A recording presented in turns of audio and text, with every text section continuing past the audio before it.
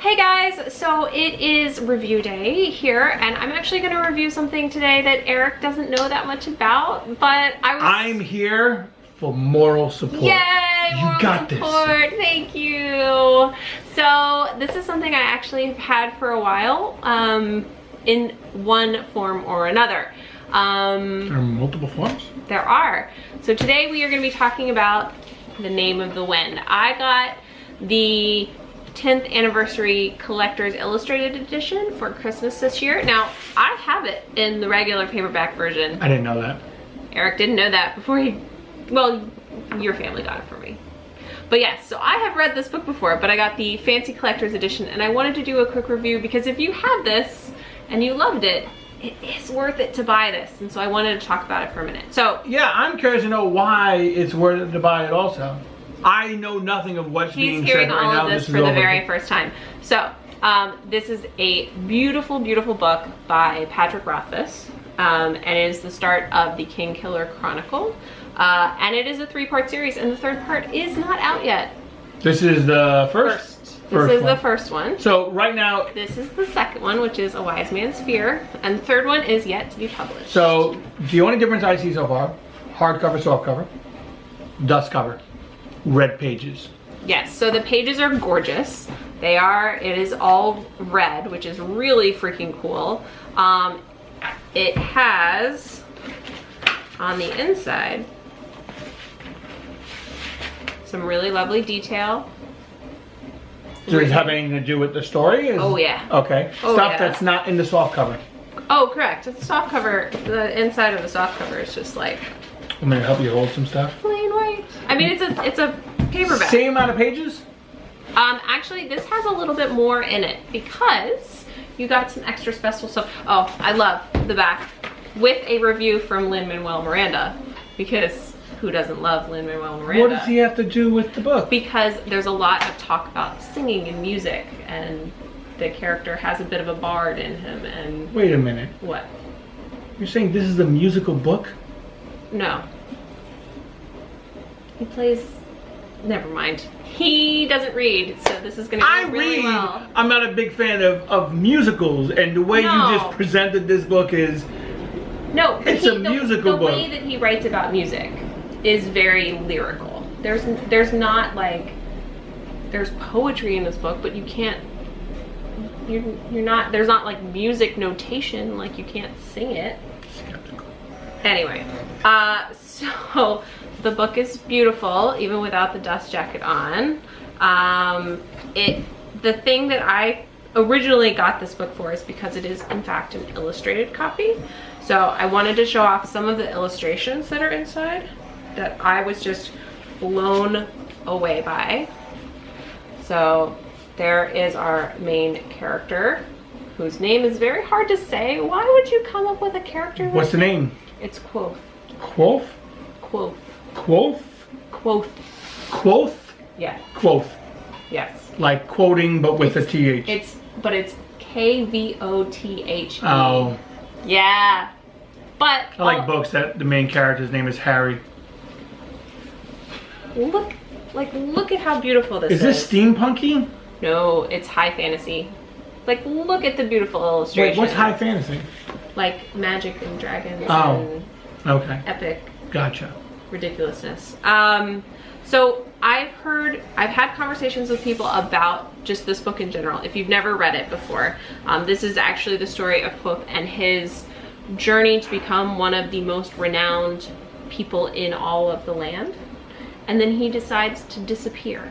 And the start of this book is a chronicler finding him working as an innkeeper in a tiny town far from everything and everyone he's ever known.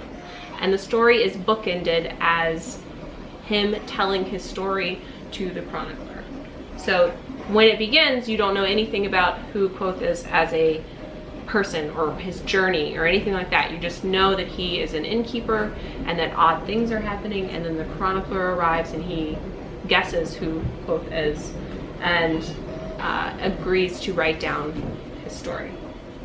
So it's a story kind of within a story. There's a little bit of inception going on. And the with way... some lyrics that you can sing out loud. No, there are no lyrics. I don't know why you're stuck on this thing that there's some poetry in the book. How much of the book is poetry? Not that much. Like, not even 1%. Maybe 1%. It's a long book. But the thing that I've found to be most interesting about this book is the way that it starts at the beginning. The both feels like he's ready to die. He has come to the end of his life. He feels very, like it's very dark, and he's very fatalistic. He's an older character? When he's the innkeeper, I think he's about 30, maybe 35. Okay. But we don't know what happened. And so as we're learning about his story, we're finding out things that happened to him. Oh, and so as the story goes on, this is actually not my favorite thing. Oh, because it starts at the off, end, and then it's like 30 years earlier. Oh my goodness. So it is a story within a spoiler. story. It starts off with a spoiler.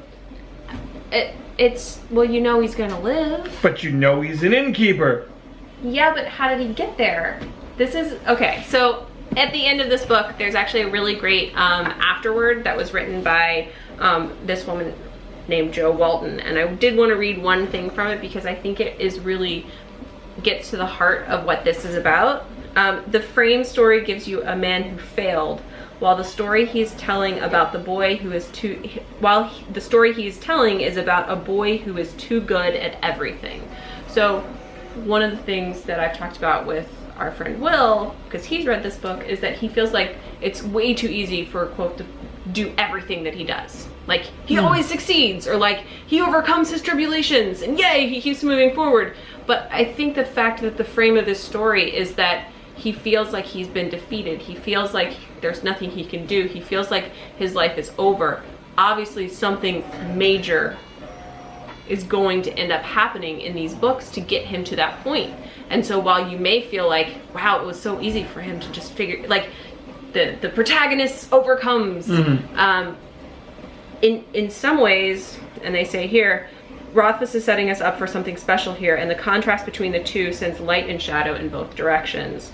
We're not reading the story of a victory, but the inevitable loss and defeat. So for all of the successes that he has over the course of the book, again, not giving any spoilers away here, because the very first thing you meet is him as an innkeeper, hiding. He's in hiding. He doesn't want people to know who he is. We'll get more of his backstory later on in the other books. So the first book deals with him going, his life on the road. His family are travelers. They're traveling like a sort of like a performing group, and then him going to university. That is how the beginning of the story. Maybe I'll check out the audio version of it. So we have the audiobook as well if you want to listen to it. If I find the time. You could just put it on in the background. I'll ask the Echo to read it to me. Yeah, it's good. Anyway, and you know, Patrick Rothfuss is really into Dungeons and Dragons, so there's that sense of like adventuringness. Anyway. When is the third book supposed to be out? I don't know. There's no publishing. What would you rate The Name in the Wind? I'm gonna put the dust jacket back on so people can actually see it. It doesn't get dusty. I would rate it. You mean this edition of it or the book in general? Both. Book in general first. The book in general, I would give it a...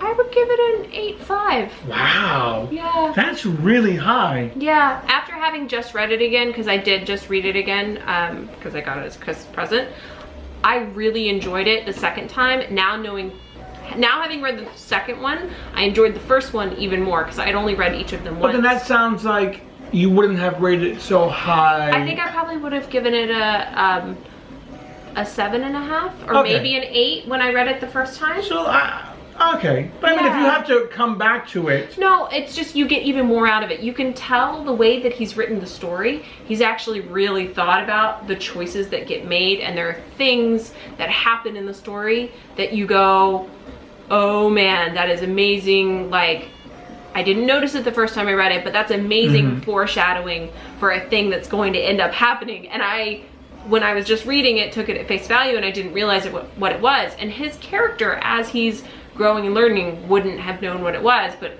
you know, hindsight is 2020. It's the same experience because we don't know any more than what he's telling us. Gotcha. So it's very interesting. Now, is this book worth getting over this book? If you just want to buy it to read it, no. So you're not getting that much more with this? What you're getting in this is a beautiful collector's edition version with gorgeous illustrations. It also has an author's note at the end. It also, if you care, because some of us do care about this sort of thing, it has a glossary, a pronunciation guide, as well as how all the money in the book works. So it's really, really good. So there's no real, if I'm a first-time buyer, I should go for this. Yeah, that, and it's cheaper too. But if you're someone who really liked the book, if you're someone who cares about having beautiful books on your shelves, maybe you just like collecting books, it's a good purchase. And it's a really gorgeous edition of it, definitely. And I would consider, since I like the book so much, I would consider if they end up putting out a collector's edition of Wise Man's Fear, I would consider getting that as well. All right. So, fair enough. it's so pretty and it's a good book. So that's my opinion on it. If you haven't had a chance to read it, you're interested, you want to chat about it, I know this isn't like a typical review for us, but I do love books, so they count too. Are you even mildly interested in maybe, well, I know you wouldn't read it, but would you potentially listen Probably to it? not. Not even if the Echo reads it to you? Maybe to put me to bed. Wow. It is a really good book though. We'll see. Okay. All right. So I think that's going to be it for us today, guys. Eric's not a reader, but I am. So, if they make a movie, I'll watch it. I don't know that they could. Because it's not that good of a story. No, it's so complex. It's so complex. Like, you'd have to split each book An into HBO multiple. series. Maybe. All right. Maybe. Sure. I would say HBO, if you want to take this on after Game of Thrones. Don't do it. It's a smaller cast. Don't do it. Anyway, I think that's going to be it for us today, guys. Don't forget to like and subscribe, and we will talk to you next time. Bye. Bye, guys.